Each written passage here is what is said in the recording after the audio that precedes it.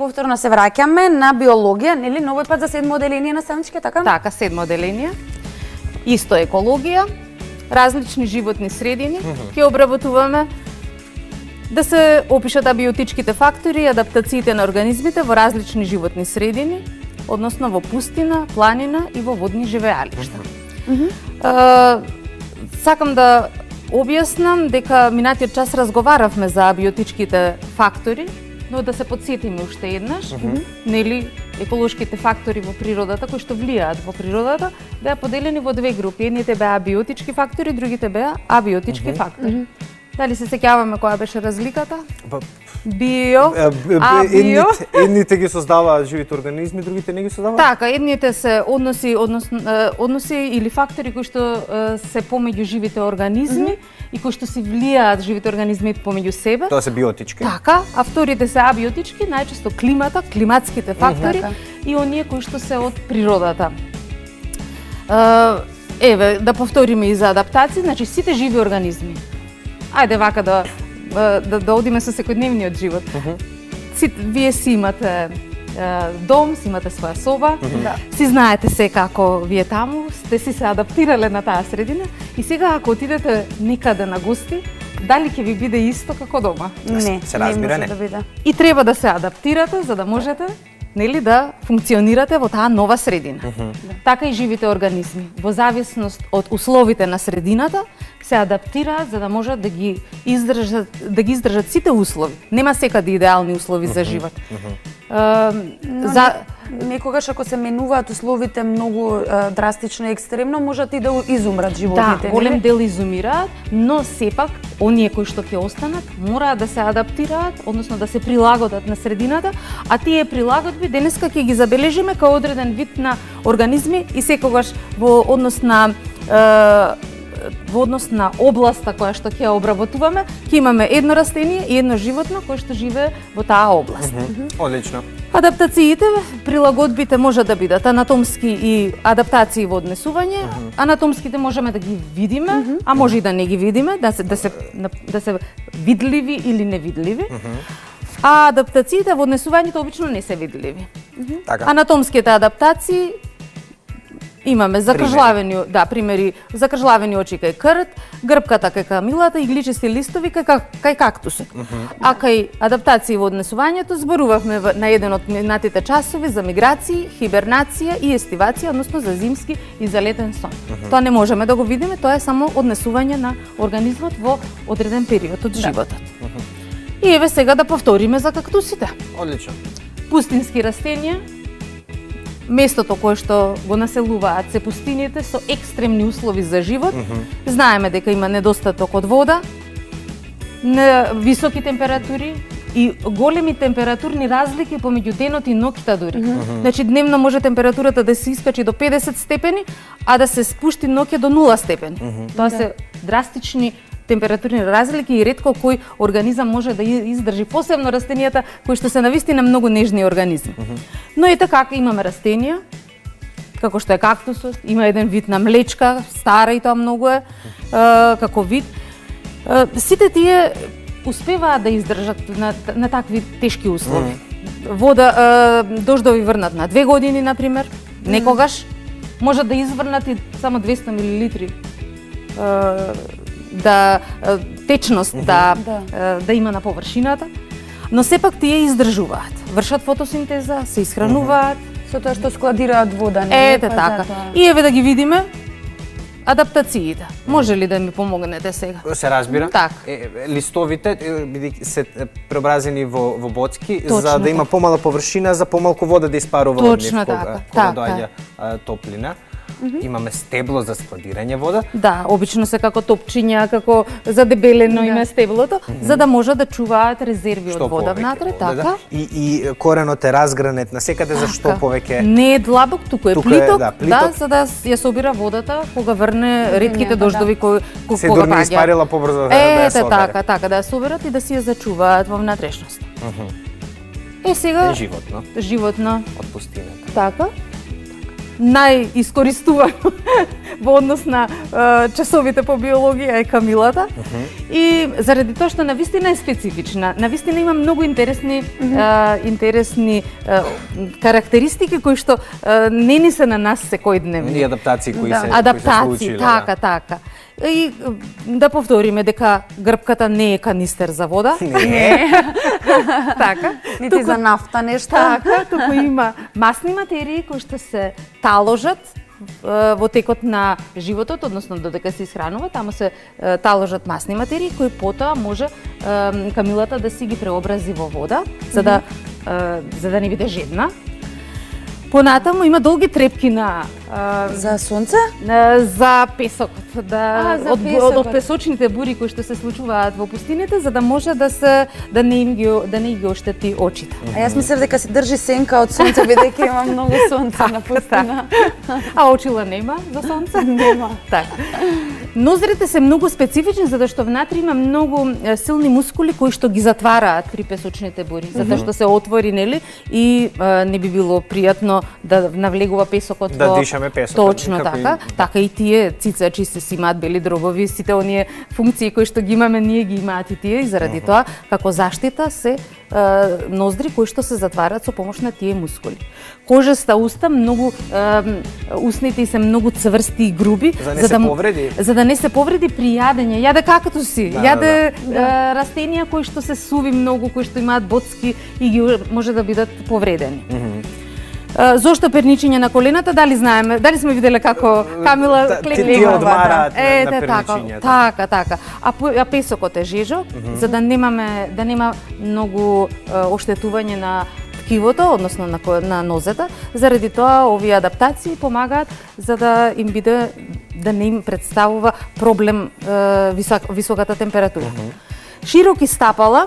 Што значи ова? Не се значи долниот дел на камилата,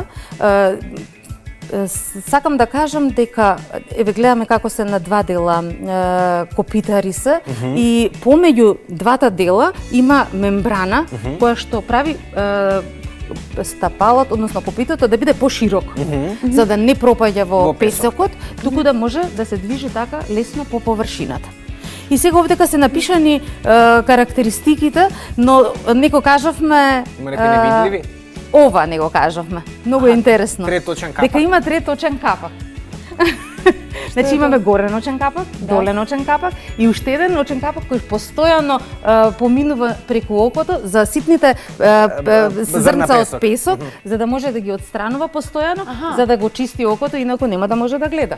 Заради тоа вака, уште една адаптација интересна.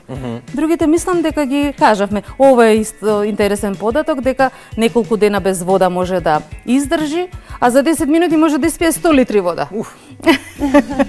Одлично. Има специјализирани бубрези за излачување на мало количество на урина, се со цел да се намали исфрлањето на течност од телото.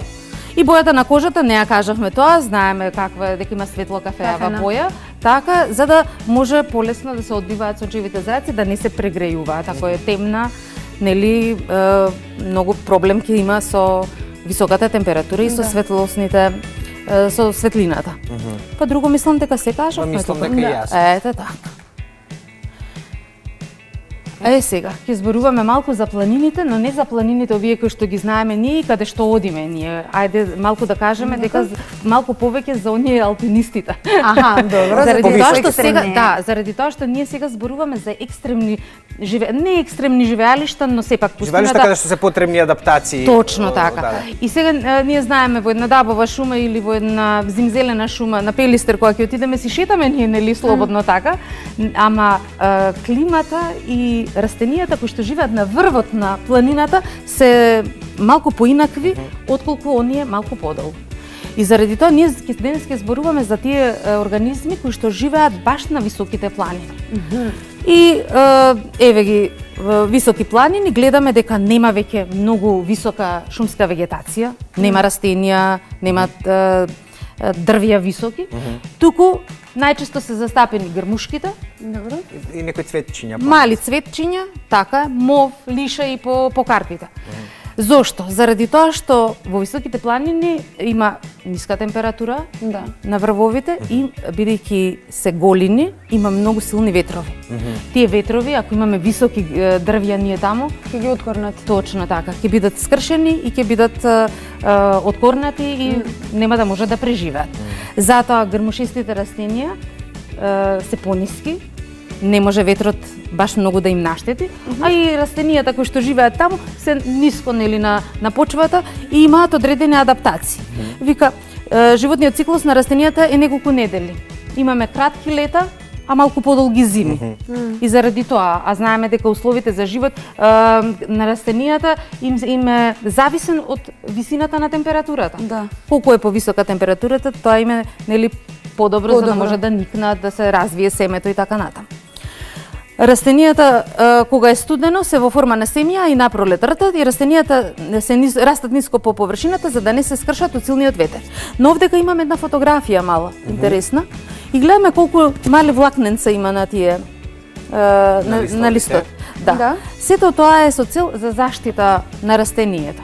Бидејќи знаеме дека повеќе горе на високите планини има карпи, има недостаток на вода и ете тоа е еден начин за заштита, за адаптација на растенијата.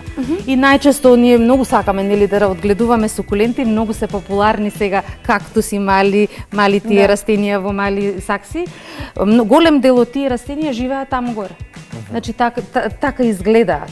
И штом се сукуленти можат да издржат подолго време нели без вода и не се секогаш пустински сукулентите. Алоето да, но и на нашите планини има растенија кои што спаѓаат во групата на сукуленти и живеат високо на високите планини. Ниски се и за да може да преживеат. Ајде да видиме животна. Еве, многу интересно е животна. Алпска кокошка. Ете така, алпска кокошка. Да, таа е бела во зима, а на пролет почнува да се шараат пердувите, во зависност од околината, заради тоа што За подобра камуфлажа? За подобра камуфлажа, за да не биде изедена од предатори. Мора да се заштити. Преку зима знаеме заради околината дека е бела, си се адаптира убаво, си се крие, нема опасност. Штом дојде пролет, ако остане таква бела, ќе биде многу приметлива, забележителна и може да биде изедена од предаторите. И сега имам тука еден многу интересен пример како тоа што се случува при овие адаптации. Како да... Ај вака, Јана малку да гледа. Може вака? Ана малку да гледа. Еве вака, може вака. Ова е хималајски зајак. Овој хималајски зајак природно е бел. Добро. И си живее на високите планини и таму му е неговото место за живење. Но краевите на ушите, устата и нозете, опавчето, значи крајните делови на телото имаат темна боја. Зошто? Размислувам, не можам никако да ја решам оваа загадка. Еве направиле експеримент на учениците. Врз грбот на белото зајаче ставиле мраз и крзното потемнало. Тука имаме адаптација во однос на температурата. Што значи тоа? Зајаците се животни, односно цицачи, кои што може да си одржат телесната температура исто како нас. Знаеме ние 36,5 ни е нормална телесна температура. И тие може да си ја одржат телесната температура. Таму каде што температурата е повисока, таму крзното е бело. Каде ви студи зимно време вас најмногу? Во раце, во прсти на нозе. Така. За да може да прима сонце и да биде... Значи, да се стопли бидејќи крајните делови на телото постојано имаат пониска температура од другиот дел од телото, тие биле потемни. А ова навистина ако се стави мраз на некој бело ќе стане црно? Еве, кај ова се правени, овие истражено е ова. Не е така ставено на телевизија. Интересно. И последната адаптација е адаптација на животни во море и најспецифични се оние кои што светат во длабоките мориња и океани. Значи има недостаток на светлина, не може да си најдат храна, бараат под дното. И тој процес се нарекува, таа појава се нарекува биолуминесценција. Био пак нешто, жив организам кој што предизвикува светлина. И овде објаснето дека тоа е хемиска реакција при која хемиската енергија што ја имаме од храната се претвара во светлосна енергија. Значи имаат специјални делови, специјални посебни органи кои што имаат одредени пигменти и кои што светат во текот на животот. И овие, ако се вака страшни, ама живеат таков им е начинот на живот, живеат на морското дно. И само заради сијалици во морето, баш така. Интересно е, убаво е да истражат децата, уште додека не сум завршила да им кажам што да прават. И ова го кажувавме еднаш дека адаптација на водните растенија, дека имаме водна лилија, воден крин, лотос, неколку имиња за растението. Имаат широки листови за да лепдат по површината на водата. Долги корења, но неразвиени, слаби, затоа што и си имаат доволно вода во околината. И убаво е да истражат за тоа. Сакам само вежбата кратко вака, да испадне дека без домашно сме ги искуштиле. Ајде, домашно, многу важна работа. Ете така.